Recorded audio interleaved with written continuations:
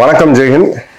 இன்னைக்கு நம்ம சேனல்ல ஒரு முக்கியமான அப்டேட் பார்க்க போறோம். உக்ரைன் ரஷ்யா போர் இப்ப நம்ம மீண்டும் கவர் பண்றதுக்கான மெயின் ரீசன் என்னன்னா வார் ரிப்போர்ட்டிங் மட்டுமே இல்லாம இந்திய அமெரிக்க உறவு இதை பேஸ் பண்ணி தான் போகும் அப்படின்ற ஒரு சூழ்நிலை தான் இப்ப போயிட்டு இருக்கு.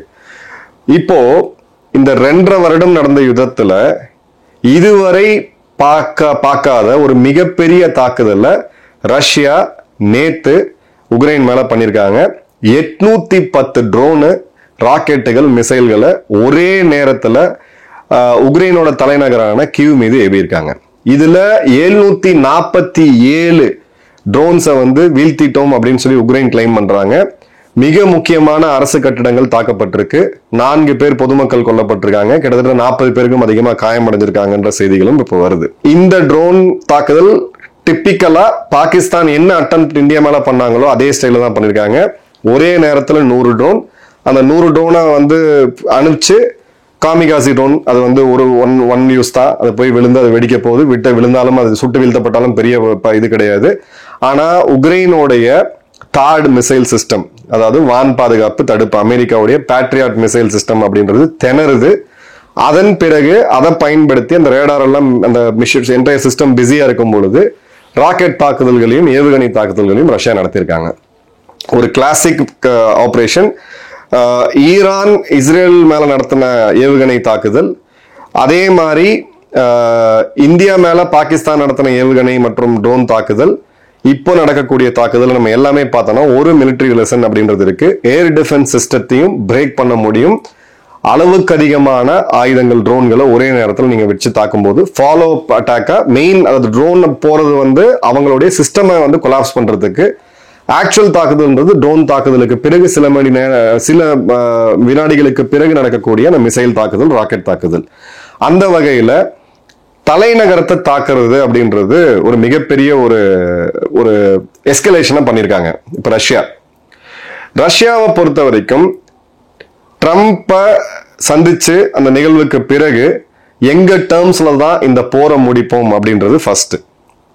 தலைநகர் அப்படின்றது இதனால் வரை அவங்க பெரிய லெவல்ல தாக்குதல கீவ் தலைநகரத்தை, இனிமே நாங்க கீவை தான் தலைநகரத்தை தான் குறி வைப்போம் அப்படின்ற போது இனி அங்க தலைநகரில் இருக்கக்கூடிய அந்த வார் மிஷினரி, அதிபர் ஜெலன்ஸ்கியோடைய அந்த கமாண்ட் அண்ட் கண்ட்ரோல் எல்லாமே இப்ப அண்டர் கிரவுண்டுக்கு போகக்கூடிய சூழ்நிலை வந்துருச்சு. தலைநகர்ல மக்கள் தூங்கல அப்படின்னா அப்போ அவங்க மேல இருக்கக்கூடிய அழுத்தம் இன்னும் அதிகமாகும். இப்போ அமெரிக்கா என்ன பண்ணும்? 2 பண்ணலாம். மீண்டும் புத்தினை இந்தியாவை வச்சு மிரட்டலாம். இந்தியா மேல 2 பொருளாதார தடைகள் கொண்டு வந்து செகண்டரி சாங்ஷன்ஸ் கொடுத்து நான் ஏற்கனவே சொன்ன மாதிரி அது பெரிய லெவலுக்கு வேலைக்காக போறது கிடையாது. இன்னொன்னு, ரஷ்யாவோட தலைநகரான மாஸ்கோ மற்றும் சென்ட் பீட்டர்ஸ்பர்க் போன்ற நகரங்களை தாக்குறதுக்கு லாங் ரேஞ்ச் ஏவுகணைகளை உக்ரைனுக்கு கொடுக்கிறது. அப்ப கொடுக்கும் பொழுது அதுக்கு உண்டான பணத்தை யார் கொடுப்பாங்க அப்படின்றதுக்கு அவங்க ஐரோப்பிய யூனியன் தான் கொடுக்கணும் அப்படின்றாங்க. ஒருவேளை அதை கொடுத்தாங்க, ரஷ்யாவோட தலைநகரத்தின் மேல இவங்க தாக்குதல் நடத்தினாங்க, S-400 வச்சு இவங்க தடுக்கிறாங்கன்ற போது புத்தின் அடுத்த கட்டத்துக்கு போவாரு. அவங்களுடைய மிசைல் ஆர்சனல் மிக பயங்கர லெவல்ல இருக்கு. அப்போ மீண்டும் உக்ரைனோட தலைநகரம் மிக கடுமையான சேதத்தை சந்திக்கிறதுக்கான வாய்ப்புகள் இருக்கு. ஜெலன்ஸ்கி உடனே சொன்னது, இது போற முடிவுக்கு கொண்டு வரதுக்கான இது மாதிரி தெரியல, இந்த போற முடிவே இல்லாம கொண்டு போறதுக்கு தான் ரஷ்யா முயற்சி பண்றாங்க. நான் பிரெஞ்சு அதிபர் மேக்ரோன் அவர்கள்ட்ட நான் பேசினேன், மேக்ரோன் எனக்காக கூட நிக்கிறேன்னு சொல்லியிருக்காரு. இதை நாங்க ஐரோப்பாவுடைய பலத்தை வச்சு நாங்க பதிலடி கொடுப்போம் அப்படின்னு இருக்காங்க. அப்ப ஐரோப்பாவோட பலம் அப்படின்ற போது ஜெலன்ஸ்கிக்கு தெளிவா தெரியுது அமெரிக்காட்ட இருந்து எந்த ஆயுதங்களும் வரப்போறது இல்லை. பிரெஞ்சு அதிபர் மேக்ரோன் சொல்றாரு, இது ஒரு கவர்டைஸ், இது ஒரு கோழைத்தனமான ஒரு தாக்குதல். புத்தினுக்கு இந்த பயங்கரவாதமும் இதுவும் தான் பெரிய ஒரு கொள்கையா இருக்க தவிர புத்தினுக்கு சீரியஸா கிடையாது அந்த அமைதி ஒப்பந்தத்துல. யூகே உடைய அதிபர் ஸ்டால்மர் இதே மாதிரியான ஒரு வார்த்தையை சொல்லியிருக்காரு. அதே மாதிரி பாத்தீங்க அப்படின்னா ஜெர்மனியுமே இதே மாதிரிதான் ரெஸ்பாண்ட் பண்ணிருக்காங்க, நாங்க உக்ரைன் கூட இருப்போம்ட்டு. 2 பேர் நடத்திய பேச்சுவார்த்தை, புத்தின் மற்றும் ட்ரம்ப். அதுல ட்ரம்ப்புக்கு இருந்த கான்பிடன்ஸ். இப்ப அமெரிக்கா சீனை விட்டு வெளியில போய், நான் ஏற்கனவே சொன்ன மாதிரி உக்ரைனுக்கு கொடுக்க வேண்டிய ஆயுதங்களையும் இப்ப அமெரிக்கா நிறுத்திட்டாங்க. மிகப்பெரிய தாக்குதல், இந்த 2.5 வருட யுத்தத்திலேயே நடக்காத தாக்குதலை 810 ட்ரோனை ஒரே நேரத்தில் அனுப்பிச்சு ராக்கெட் மிசைலை வச்சு இவங்க தாக்குறாங்க அப்படின்னா தன்னோட டேர்ம்ஸ்ல இந்த போரை முடிக்கிறதுக்கான முன்னெடுப்பு அவங்க எடுக்கிறாங்க. அதே மாதிரி உக்ரைன் மீண்டும் இந்த பிரீத்திங் ஸ்பேஸ்ல ஆர்கனைஸ் பண்ணி ஒரு கவுண்டர் அட்டாக் பண்ணக்கூடாது அப்படின்ற அந்த மிலிட்டரி நீடுமே வந்து ஒரு நிர்பந்தமுமே ரஷ்யாவுக்கு இருக்குது. மூணாவது, இன்னும் அதிகமான தாக்குதலை நடத்தி இப்ப ஐரோப்பிய யூனியன்ல இருக்கக்கூடிய நாடுகள் தங்களுடைய ஆயுதங்களை இவங்களுக்கு கொடுப்பாங்களா அப்படின்னு கேட்டீங்கன்னா அவங்களுடைய டிஃபென்ஸ் என்ன ஆகும்ன்றதுக்கு அந்த ஆயுதங்களை எஃபெக்டிவா அங்க யுத்த காலத்துல இல்ல. இன்னொரு நிகழ்வும் நடந்திருக்கு 2 நாளைக்கு முன்னாடி. போலாந்து நாட்டுல உக்ரைனோடைய ரஷ்யாவுடைய 2-3 ட்ரோன்ஸ் வந்து விழுந்திருக்கு. உடனடியாக அவங்க போர் விமானங்களை வந்து ஸ்கிராம்பிள் பண்ணியிருக்கிறாங்க. ஸோ போலாண்டும் ரஷ்யா தன்னை தாக்கும் அப்படின்ற ஒரு ஆபத்தை வந்து உணர்ந்துட்டு இப்போ அதுக்கு தகுந்த மாதிரி அவங்க ரியாக்ட் பண்ண ஆரம்பிக்கிறாங்க. இப்போ ஒரே நேரத்தில் போலாண்டையும் உக்ரைனையும் காப்பாற்ற முடியுமா ஐரோப்பிய நாடுகளான? சத்தியமா முடியாது. ஒருவேளை இது ஒரு சிம்பாலிக்கான ஒரு இது சில டைம் ஏர் ஸ்பேஸ் வயலேட் ஆகி பக்கத்து நாடுன்ற போது போலாண்டுல போறது கூட வாய்ப்பு இருக்கு. பட் போலாந்து நாட்டில் ஏர் ஸ்பேஸை இன்க்ளூட் பண்ணது மூலியமா இந்த போரை என் டேர்ம்ஸ்ல நீங்க முடிக்காட்டி நான் என்ன பண்ணுவேன் பாருங்க அப்படின்ற நேரடி மிரட்டலை புதின் வந்து கொடுத்திருக்காரு. 4வது, இது நடந்து முடிந்தது எப்பன்னு பாத்தீங்கன்னா ட்ரம்ப் அவர்களுடைய அந்த மீட்டிங்க்கு பிறகுதான் இப்போ புதின் அவர்களுடைய அந்த ஷாங்காய் கோஆபரேஷன் ஆர்கனைசேஷன் சம்மிட்டுக்கு பிறகு அந்த சைனாவுடைய வெற்றி விழாக்கு பிறகு இந்த தாக்குதல் நடத்துது. ஸோ பின்னாடி இந்த காமிகாசி ட்ரோன்ஸ் அதுக்கு உண்டான ஸ்பேர் பார்ட்ஸ் அதோட உற்பத்தியை ஈரானும் சைனாவும் உறுதி செஞ்சிருக்காங்க அப்படின்றத நம்ம கிளியர் கட்டா நம்பலாம். ஸோ அந்த வகையில ஜெலன்ஸ்கிய இப்போ ஒரு அழுத்தத்தை கொடுத்து நேரடி பேச்சுவார்த்தைக்கு நீ வந்தே என்கிட்ட ஆக வேண்டியன்ற கட்டாயத்தை இப்ப புதின் உருவாக்குறாரு. இந்த இடத்துல உக்ரைனை காப்பாற்றக்கூடிய ஒரே ஒரு இடத்துல நாடு அப்படின்றது அமெரிக்கா மட்டும்தான். அதுல வந்து எந்த ஒரு ஒப்பீனியனுமே வேண்டாம், டிஃபரன்ஸ் ஒப்பீனியனுமே வேண்டாம். அந்த முடிவை ட்ரம்ப் எடுப்பாரா இல்ல இந்தியாவை மீண்டும் கையை முறுக்கக்கூடிய வேலையை ட்ரம்ப் பண்ணுவாரா அப்படின்றது ஒரு கொஸ்டின் மார்க். ட்ரம்ப் என்ன பண்ணுவார்ன்றது யாராலையுமே கணிக்க முடியாது. இதை தவிர இன்னொரு நிகழ்வும் நடக்குது. இது ஒரு செய்தி அரசல் புரசலா வருது.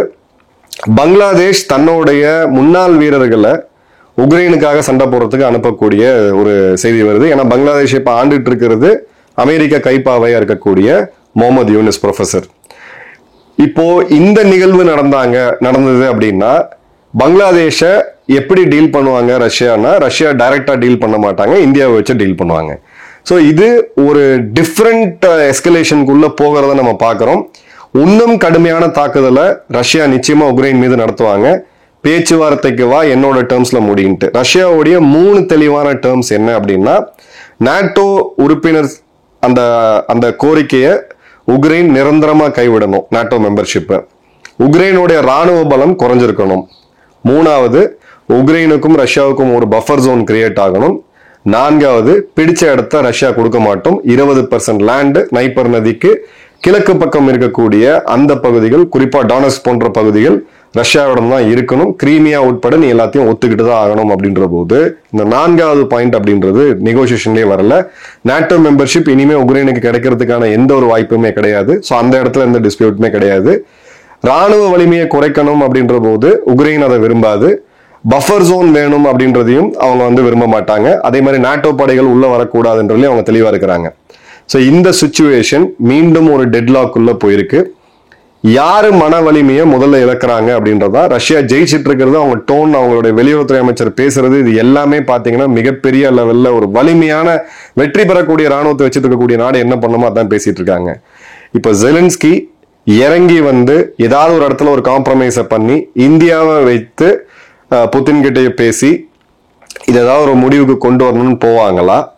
இல்ல மீண்டும் ஐரோப்பிய நாடுகளை நம்பி ஜெலன்ஸ்கி போனா ஐரோப்பிய நாடுகள் உதவி செஞ்சா? இது எல்லாமே ஒரு பெரிய கொஸ்டின் மார்க்கா இருக்கு. இல்ல ஜெலன்ஸ்கி மீண்டும் அமெரிக்கால போய் இந்த பிரச்சனையை தீர்க்கணும்னு முடிவு பண்ணாங்கன்னா இந்த பிரச்சனை தீர்றதுக்கான வாய்ப்பு கிடையாது. நைப்பர் நதிக்கு இந்த பக்கம் இருக்கக்கூடிய பகுதிகளில் ரஷ்ய ராணுவம் உள்ள வந்துட்டாங்கன்னா உக்ரைன் 2ஆ பிளவாகிறதுக்கான ஒரு மிகப்பெரிய அபாயம் இருக்கு. இந்த பிரச்சனையை ஜெலன்ஸ்கியும் புதினும் நேரடியா பேசினா மட்டும்தான் தீர்க்க முடியுமே தவிர வாஷிங்டன்ல போய் ட்ரம்பை வச்சுக்கிட்டு பேசுறதோ இல்ல ஐரோப்பிய நாடுகளுடைய தலைவர்கள் இன்னைக்கு இருக்கக்கூடிய வீக் லீடர்ஷிப் எல்லாருமே ரொம்ப வீக்கா இருக்காங்க உள்நாட்டு பிரச்சனையில. அவங்க வெறும் அறிக்கையை மட்டும்தான் கொடுத்துட்டு இருக்காங்க. அந்த அறிக்கையில கொடுக்கக்கூடிய ஆதரவு உக்ரைனுக்கு எந்த பயனுமே கிடையாது ஜெலன்ஸ்கிக்கு. ஜெலன்ஸ்கி மிகப்பெரிய அழுத்தத்துக்கு வந்து இப்ப உள்ளாக்கப்பட்டிருக்கிறாரு. எப்படி இந்த ரியாக்ஷன் வருதுன்னு பார்ப்போம். ஏன்னா மீண்டும் இந்தியாவை பயன்படுத்தி செகண்டரி சாங்ஷன் பண்றோம், இதை பண்றோம்னு சொல்லி ஒரு அழுத்தத்தை கொடுக்கறதுக்கான வாய்ப்பு இல்லாம இல்லை. அதை கொடுத்தாலும் ஒன்றும் ஆக போறது கிடையாது, வேற விஷயம். பட் அந்த முடிவை இவங்க எடுக்கிறாங்க அப்படின்ற போது அடுத்தடுத்த கட்டத்தை நோக்கி ரஷ்யா மூவ் பண்றதை நம்ம தெளிவா பார்க்க முடியுது. ரஷ்யாவுடைய நினைச்சு பார்க்க முடியாத அட்டாக். இப்ப நமக்கு வரக்கூடிய செய்திகள் வெஸ்டர்ன் மீடியா கவர் பண்றது, அவங்க கூடக்கூடியது எந்த அளவுக்கு உண்மையா உக்ரைனுடைய தலைநகரத்துக்கு தாக்குதல் சேதம் ஏற்பட்டிருக்கு அப்படின்றத ரஷ்யாவுடைய ஊடகங்கள் நம்ம ஓப்பன் சோர்ஸ் ஆராய்ச்சி பண்ணிட்டு அதை பத்தி டீட்டெயிலா பேசுவோம். பட் இந்த போர் இப்போதைக்கு முடிவுக்கு வரதுக்கான எந்த ஒரு நிகழ்வுமே தெரியல. ஜெலன்ஸ்கியோடைய முடிவை பொறுத்து தான் இந்த போரோடைய தன்மை எப்படின்றது தெரிய வரும். உங்க கமெண்ட்ஸ்ன்றது கமெண்ட் பாக்ஸ்ல போடுங்க. நன்றி, வணக்கம், ஜெய்ஹிந்த்.